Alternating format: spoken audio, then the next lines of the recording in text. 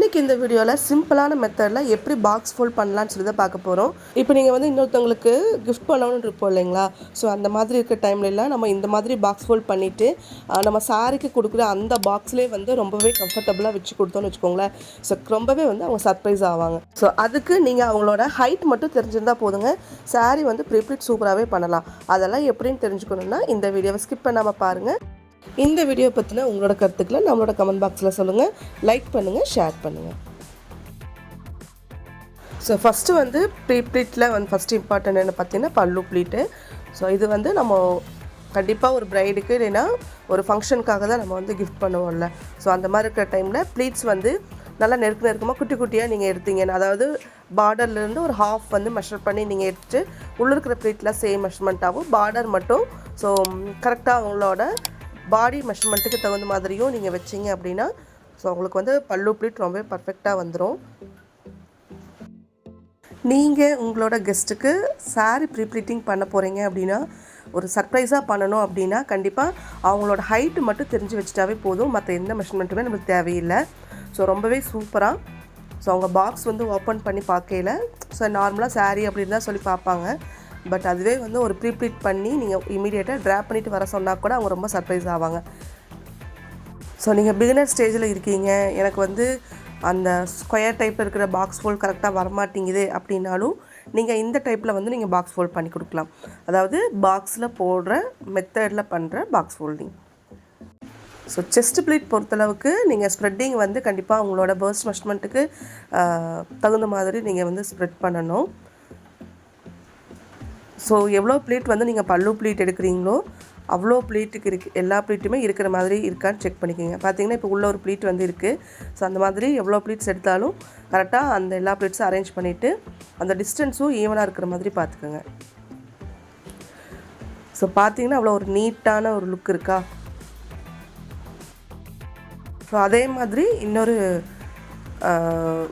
Portion வந்து பண்ண வேண்டியது இருக்கும். ஸோ அதையும் பண்ணிக்கோங்க. சம்டைம்ஸ் வந்து தெரியாது இல்லையா எவ்வளோ தூரம். இது மாதிரி ப்ரீப்ளீட் டேபிள் யூஸ் பண்ணிங்கன்னா உங்களுக்கு தெரியும். ஒன்ஸ் பண்ணிவிட்டு மறுபடியும் இன்னொரு டைம் பண்ணுவோம். பட் கொஞ்சம் வேறு வீட்டில் இருக்கிற வேறு டேபிள்ஸ் யூஸ் பண்ணிங்கன்னா உங்களோட ஷோல்டர் பின்னிலிருந்து ஒரு மீட்டர் அளவுக்கு வந்து மார்க்கிங் வச்சுக்கோங்க. ஸோ அது வரைக்கும் நீங்கள் இந்த மாதிரி வந்து அயன் பண்ணிக்கணும். ஸோ அதுக்கப்புறம் பார்த்தீங்கன்னா சென்டர் ப்ளீட்.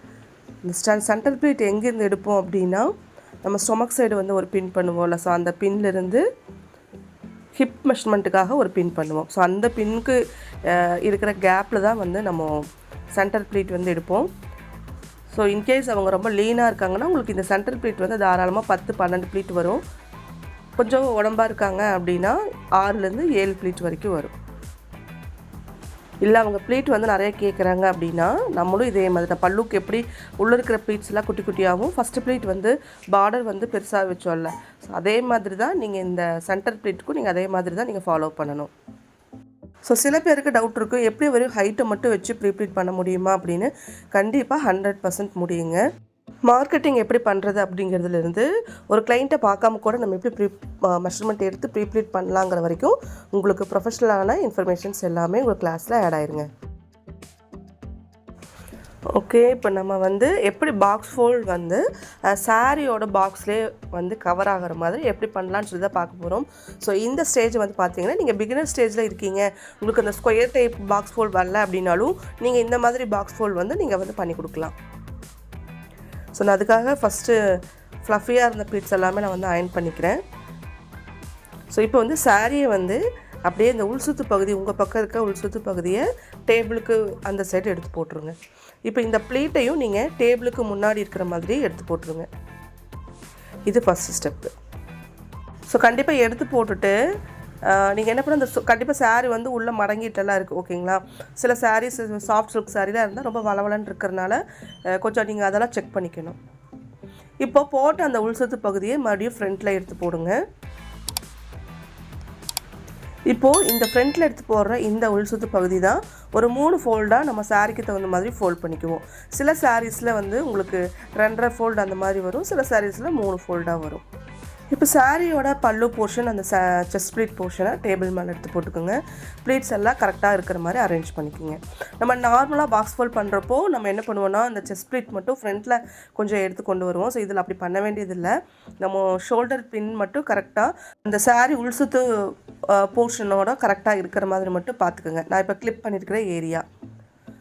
ஸோ அதுக்கப்புறம் நீங்கள் எப்பவும் போல் சாரியோட பேலன்ஸ் போர்ஷன் எல்லாம் எடுத்து ஃபோல்ட் பண்ணிவிட்டு, ஸோ உங்களோட பாக்ஸ் வந்து எந்த அளவுக்கு இருக்குது, உங்கள் சாரியோட பாக்ஸ், ஏன்னா சில சாரியோட பாக்ஸ் வந்து கொஞ்சம் பெருசாக இருக்குங்க, சில பட்டு சாரியோட பாக்ஸ் வந்து கொஞ்சம் ஷார்ட்டாக இருக்கும். ஸோ அதுக்கு தகுந்த மாதிரி நீங்கள் ஃபோல்ட் வந்து பண்ணிக்கணும்.